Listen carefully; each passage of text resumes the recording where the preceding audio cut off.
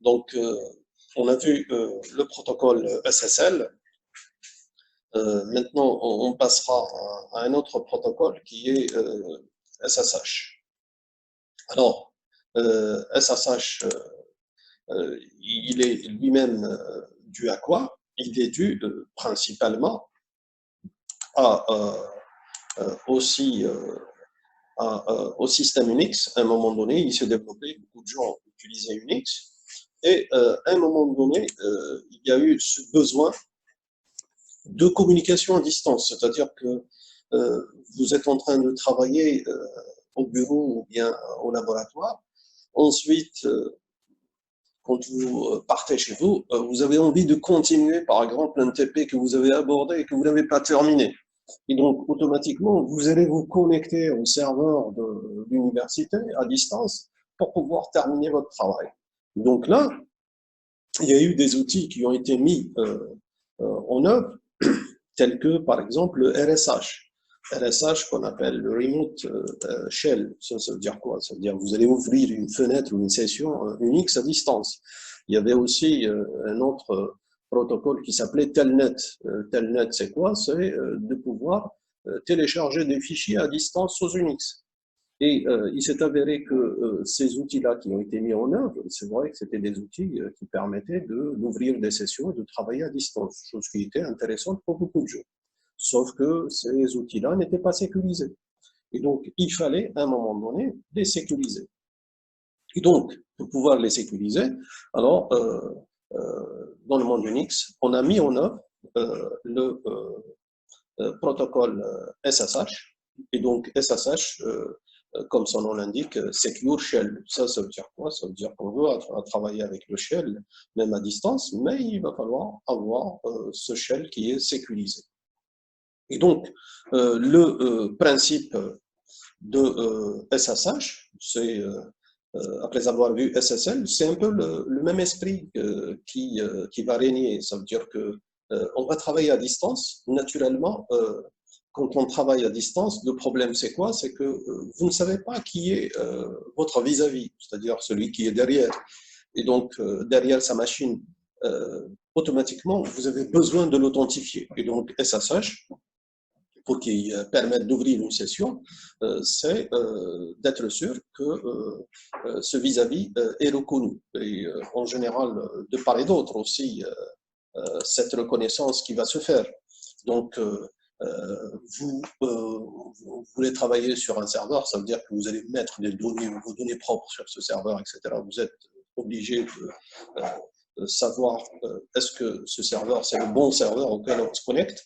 Et de la même manière, le serveur, il doit être obligé aussi de savoir la personne qui veut se connecter, est-ce que c'est la bonne personne. Et donc, vous voyez que dans SSH, il y a ce mécanisme d'authentification qui est fait. D'abord, l'authentification du serveur, et ensuite, c'est le client, c'est-à-dire celui qui veut se connecter, qui va s'authentifier auprès de ce serveur. Alors, ça, comment ça va se faire? Alors, naturellement, l'authentification du serveur, elle se fait en général par la présentation de sa clé publique. En général, cette clé publique qui peut être contenue dans un certificat et qui permet d'avoir la clé publique du serveur. Et par la suite, on peut avoir le truc inverse de présentation du certificat du client, donc qui va être vérifié par le serveur. Alors, la première des choses, c'est la première démarche, parce qu'à vrai dire, il y a deux démarches qui sont faites pour SSH. Donc, soit on va procéder à l'authentification, parce que dans les procédures d'authentification, on peut avoir différentes procédures. Il y a des procédures qu'on appelle des procédures à sécurité faible. C'est le cas du couple utilisateur et mot de passe. Et donc, l'utilisateur quand il veut s'authentifier, il va présenter son login et son mot de passe. Et par la suite, donc, le serveur demande ces deux informations et il va valider par la suite la connexion. Et là, ça veut dire quoi? Ça veut dire que dans cette phase, c'est pour faire cette méthode, c'est que le mot de passe, à vrai dire, c'est au préalable, il a été déjà déposé au niveau du serveur, et comme ça, quand il reçoit les éléments de login password, ce qu'il va faire, c'est juste une vérification par rapport au mot de passe qu'il a sauvegardé déjà au niveau local. La deuxième méthode, c'est la méthode qui est basée sur les certificats. Et donc, du coup, l'utilisateur, qu'est-ce qu'il va faire? Il va déposer, à vrai dire, son certificat au niveau du serveur. Et là, à chaque fois quand il va se présenter, il peut toujours réaliser une, je dirais, connexion à distance grâce à sa clé publique qu'il a déjà déposée au niveau du serveur.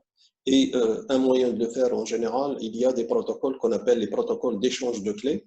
L'idée, c'est quoi? C'est que le client peut générer une clé de session qu'il va chiffrer avec sa clé publique, avec sa clé privée, et il envoie ça vers le serveur. Le serveur, qu'est-ce qu'il fait par la suite? Il va déchiffrer ça grâce à la clé publique qu'il connaît déjà, puisque l'utilisateur a déjà déposé sa clé publique au niveau du serveur. Et là, c'est à partir de cet instant-là qu'ils se mettent d'accord pour dire qu'effectivement, il y a juste un échange, pour dire que le serveur reconnaît le client et inversement, le client qui reconnaît le serveur. Souvent, dans ces protocoles, vous avez des protocoles à plusieurs passes, c'est-à-dire à 2 passes ou à 3 passes, et il y a la reconnaissance des deux parties. Donc, de la sorte, on arrive à authentifier aussi bien le serveur, et le serveur aussi arrive à identifier le client. Alors, en général, sur Unix, vous avez toujours le package OpenSSH qui est souvent installé, mais souvent il n'est pas démarré parce que souvent on a tendance à travailler en local. Alors si on veut le démarrer, il suffit d'accéder à son binaire qui se trouve dans le répertoire user/spin/sshd, ce qui veut dire le daemon de SSH. Et donc il faut je dirais, le démarrer. Bien entendu, si on veut utiliser les certificats, donc il faut avoir au préalable générer un certificat. J'avais parlé dans le cours précédent de OpenSSL qui permet justement de gérer les certificats. Et donc, il faut générer le certificat avec OpenSSL, ensuite l'affecter à votre serveur, et ce qui permettra par la suite de pouvoir utiliser les certificats dans l'authentification des clients à distance. Donc ça, c'est pour la partie SSH. Alors, le troisième protocole qu'on essaiera de voir, c'est le protocole IPsec. Donc, IPsec, c'est quoi? C'est IP Secure. Rappelez-vous, quand on a parlé de la pile protocolaire TCP/IP, en général, principalement, c'est le TCP et le IP qui sont mis en avant. Et donc, c'est pour ça que la pile protocolaire s'appelle TCP/IP, même si elle contient plusieurs protocoles, mais ça, c'est les protocoles majeurs, je dirais, de cette pile protocolaire. Alors, l'idée ici, c'est quoi? C'est de vouloir sécuriser le protocole TCP/IP. Donc, quand on prend la couche IP qui se trouve dans une couche basse, ça veut dire quoi? Ça veut dire qu'on veut sécuriser et chiffrer les différents paquets qui circulent, parce que IP travaille sur les paquets, Et donc là, ça veut dire on peut arriver à sécuriser n'importe quelle application qui se trouve au niveau le plus élevé, c'est-à-dire la couche application. Et quand on arrive à mettre en œuvre IPsec, ça veut dire que la tendance, c'est quoi? C'est de vouloir sécuriser euh, particulièrement l'ensemble des applications potentielles qui existent. Et donc la sécurité, naturellement, elle permet d'assurer, entre autres, la confidentialité, l'intégrité, l'authentification. Et là, dans IPsec, il permet aussi de gérer les clés. Pourquoi? Parce que j'avais dit que le principe sur Internet, c'est de pouvoir gérer les clés de session d'une manière en permanence. Pourquoi? Parce que ça permet d'améliorer un peu la sécurité de l'échange quand on utilise des chiffrements pour ne pas utiliser la même clé tout le temps, parce qu'elle risque d'être cassée à un moment donné. Et donc l'idée, c'est quoi? C'est de changer en permanence les clés. Donc à chaque session, on peut réaliser un changement de clé, y compris dans la même session, si elle est assez longue, on peut toujours aussi changer les clés à l'intérieur. Pourquoi? Parce que cette clé de session, on peut avoir une durée de vie, et donc dès que la durée de vie va se terminer, on peut générer une autre clé de session pour continuer la session jusqu'au bout. Alors, donc IPsec, comme on l'avait dit, ça permet d'avoir de l'authentification. Ça veut dire quoi? Ça veut dire qu'on s'assure au niveau du transfert des paquets, on sait que tel paquet est arrivé de tel expéditeur et qui va être à tel destinataire. Donc on connaît quelle est l'origine et quelle est la destination de tout paquet. Donc on arrive à contrôler le flux des paquets qui se trouvent sur le net. On arrive aussi à assurer la confidentialité, ça veut dire qu'au niveau des paquets, les informations, on peut les chiffrer. Et donc, s'il y a de l'écoute sur Internet, quelqu'un ne pourrait pas savoir quelle est l'information qui est transférée entre la source et la destination. De la même manière aussi, on peut assurer l'intégrité pour dire que tous les paquets qui sont échangés n'ont pas été altérés pendant leur transfert sur le net. Et donc ça, c'est grâce au mécanisme de hachage qui est rajouté au niveau des paquets. Et parfois même, on peut passer je dirais, une étape supplémentaire.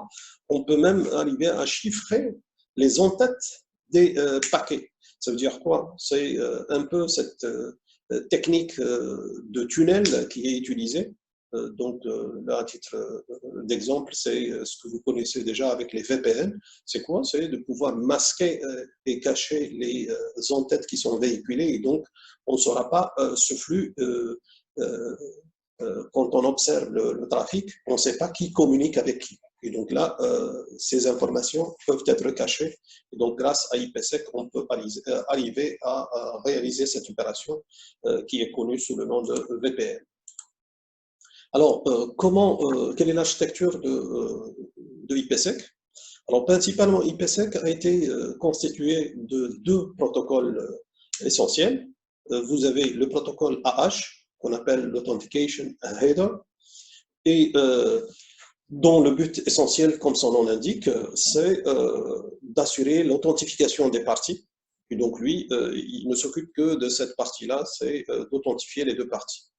Et il y a le protocole complémentaire qu'on appelle l'ESP, Encapsulating Security Payload. Donc, lui, sa tâche principale, c'est de faire le chiffrement des données, c'est-à-dire qu'il s'occupe principalement de la confidentialité des informations. Et il peut même assurer cette partie d'authentification, c'est-à-dire qu'on voit à un moment donné qu'il y a une redondance qui peut exister entre ESP et AH. Alors voici l'architecture d'une manière graphique. Donc vous voyez qu'il y a deux parties essentielles. Vous avez l'ESP et le AH. Donc le chemin de AH, vous voyez, c'est un chemin qui passe dans ce sens.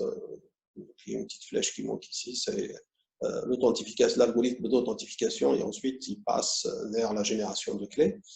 Par contre, ESP, il peut utiliser les deux, donc il peut utiliser l'algorithme d'authentification en plus de l'algorithme de chiffrement qu'il utilise pour passer à la génération de clés par la suite. Alors, là aussi, quand on revient au protocole, je vais dire que la quasi-totalité des protocoles passe par une étape intermédiaire qu'on appelle la phase de négociation. Donc, IPsec n'est pas exclu de cette démarche. Donc, lui-même, il fait de la négociation. Donc, la première partie, donc, elle va faire de la négociation. Cette négociation, elle va être prise en charge par le protocole ISA-KMP, donc comme son nom l'indique, Internet Security Association and Key Management Protocol. Donc, c'est cette partie-là qui permet d'authentifier les deux parties en œuvre et ça permettra justement de réaliser et d'échanger une clé secrète qui va chiffrer les données de la seconde phase, parce que dans la négociation, vous avez deux phases. Vous avez la première phase qui permet d'authentifier les deux parties, et par la suite, ils vont s'entendre sur une clé secrète, et c'est cette clé secrète qui, elle, va chiffrer les données qui vont être échangées par la suite dans la deuxième phase. Alors, ça, dans la seconde phase, donc la première, elle s'appelle ISA-KMP. La deuxième phase, elle s'appelle communément directement IPsec. Donc ça, c'est pour retenir un peu la démarche de IPsec, c'est qu'il y a une phase de négociation, comme c'est le cas de tous les protocoles sécurisés. Et en deuxième phase, ça veut dire il y a les outils et il y a les données qui sont mises en œuvre pour pouvoir réaliser cet échange sécurisé entre les deux parties. Donc, voici l'architecture globale pour voir un peu comment fonctionne IPsec. Donc, vous voyez en haut ici la partie ISA-KMP. Donc, vous allez voir que ici, vous avez des sortes de bases de données. Alors, ces bases de données, à vrai dire, c'est quoi? Ce n'est autre que des informations qui ont été recueillies et qui vont être stockées. Et ce sont ces informations-là qui vont être par la suite constituer la source de fonctionnement de IPsec. Donc, si vous voyez en bas, vous avez ce qu'on appelle la SAD. La SAD, c'est quoi? C'est SA qui veut dire Security Association Database. Donc, Security Association Database, c'est quoi? C'est à vrai dire une association de sécurité qui se fait entre deux partenaires. Et donc, ces deux partenaires-là qui se mettent d'accord sur quelque chose et ça va être stocké dans la base de données. Pourquoi? Parce que par la suite, quand on veut sécuriser, on tient compte toujours de cette association qui existe entre les deux parties et comment la sécurité est appliquée.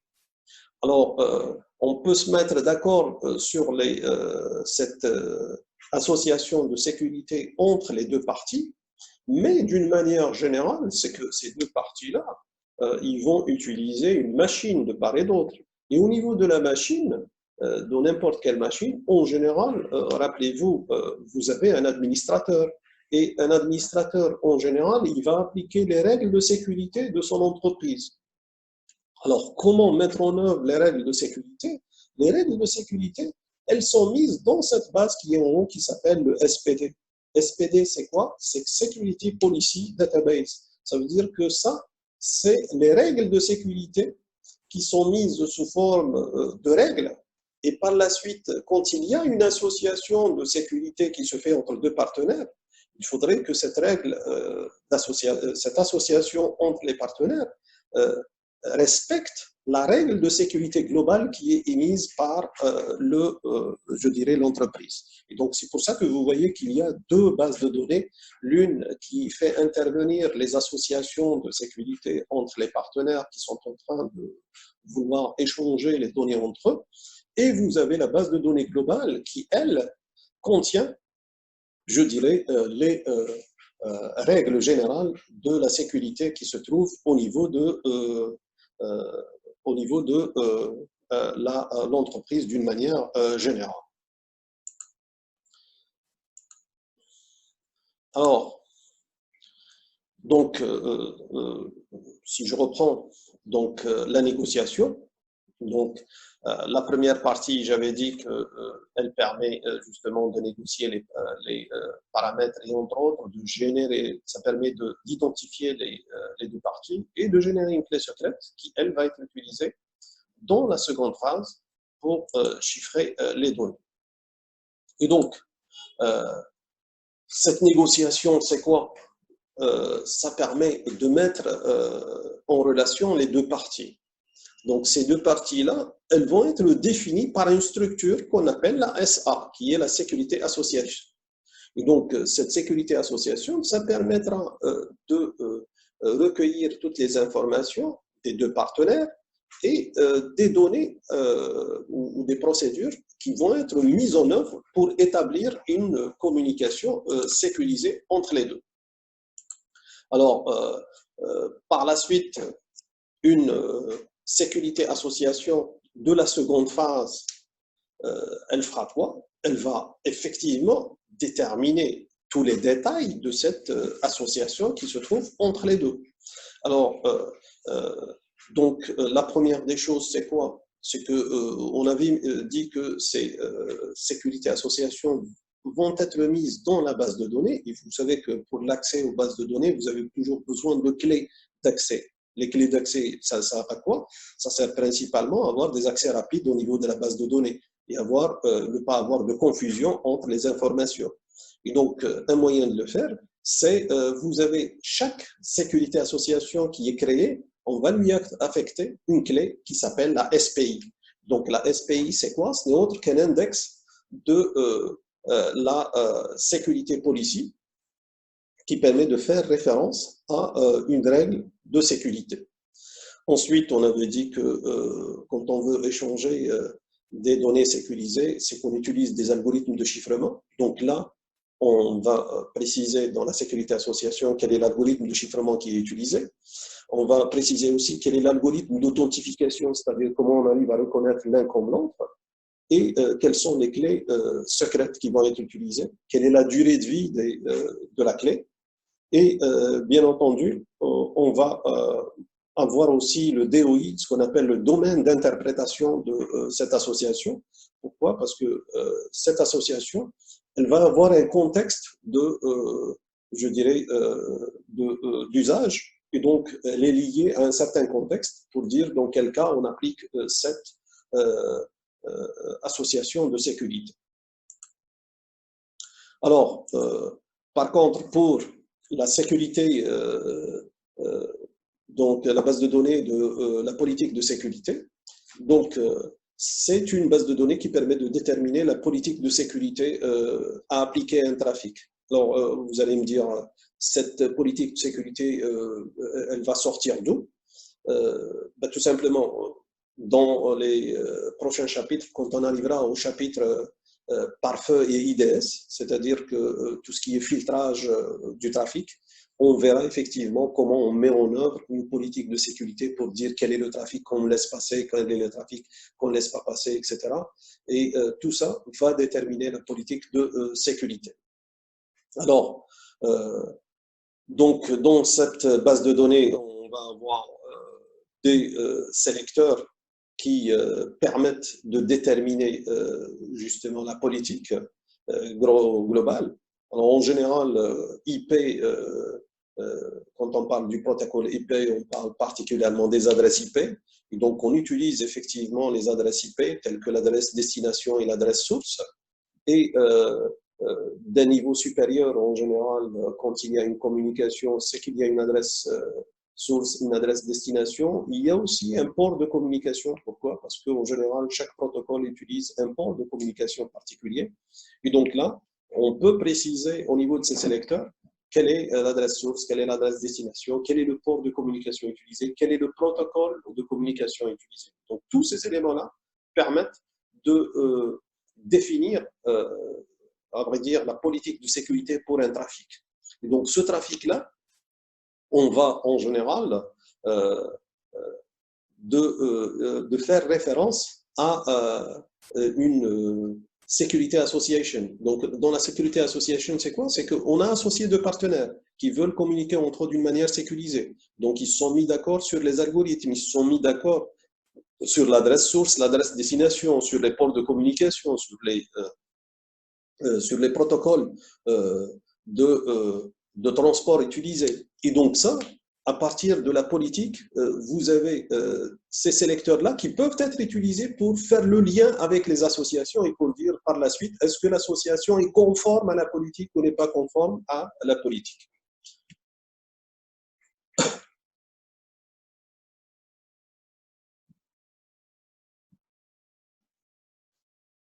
Alors, naturellement, ça c'est en conformité avec je dirais, la base de données qui est la SPD. À chaque fois qu'elle est consultée, automatiquement, en général, il y a trois règles qui sont utilisées et appliquées pour le trafic. C'est on va appliquer les paramètres IPsec, c'est-à-dire toutes les informations qu'on a pu avoir grâce à la négociation et la Security Association, on va les appliquer à la lettre, c'est-à-dire que le trafic est soumis aux conditions de la Security Association et la politique de sécurité. Donc, si le trafic obéit à la Security Association et la politique de sécurité, on le laisse passer. Si dans l'autre cas où on n'applique pas IPsec, ça veut dire que l'idée c'est quoi? C'est dans la politique, c'est de laisser passer tout. Donc du coup, le trafic quand il arrive, il n'est pas soumis au contrôle. C'est comme si qu'on mette un point de contrôle et ce point de contrôle n'applique pas les règles qui sont utilisées. Donc, ça veut dire que comme si on a désactivé les règles. C'est ce qui se passe, par exemple, à l'université parfois, quand vous avez les agents de contrôle qui ne font pas le boulot, automatiquement, ça veut dire qu'ils laissent passer les gens qui rentrent et qui sortent sans aucun contrôle. Donc, ça peut être cette deuxième alternative. Par contre, il y a une troisième alternative, c'est de rejeter le trafic. Ça veut dire que là, d'une manière implicite, c'est qu'un trafic qui arrive, la tendance, c'est de vouloir le rejeter. Et donc, ça, c'est les choix qui sont utilisés pour le trafic, n'importe quel trafic, on peut soit le laisser passer, soit lui appliquer des contraintes, soit ne pas laisser passer. Et donc, c'est ce genre je dirais, de fonctionnalités, on les verra plus en détail quand on arrive au pare-feu et IDS. Alors, on a parlé aussi de IPsec qui, lui, gère les clés. Donc, ça fait partie de IPsec. Si je reprends le graphe ici, vous avez une partie, c'est OA Calais. Ça, c'est une partie qui s'occupe essentiellement de la gestion des clés. C'est-à-dire que vous avez, à un moment donné, au niveau des phases de négociation, vous voyez que on va générer des clés. Donc, ça veut dire qu'il y a un protocole qui permet de gérer les clés. Et dans la seconde phase, on va négocier les clés. Ça veut dire quoi? Ça veut dire qu'on sera obligé de générer les clés de part et d'autre, donc sur lesquelles on se met d'accord. Et donc, il y a un protocole qui permet de générer les clés. Donc, son rôle, c'est particulièrement de donner, c'est-à-dire les clés à IPsec pour qu'ils puissent les utiliser tout le long de je dirais, de la session.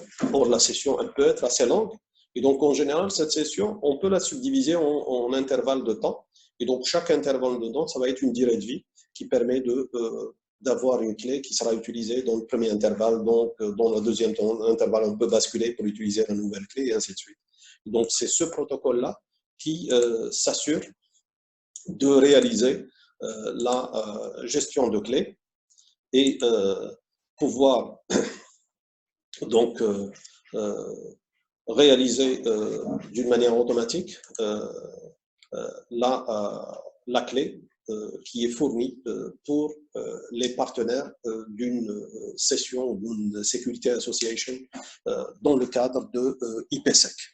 Et donc, à travers ça, IPsec arrive à, je dirais, réaliser une opération de communication sécurisée entre les deux parties.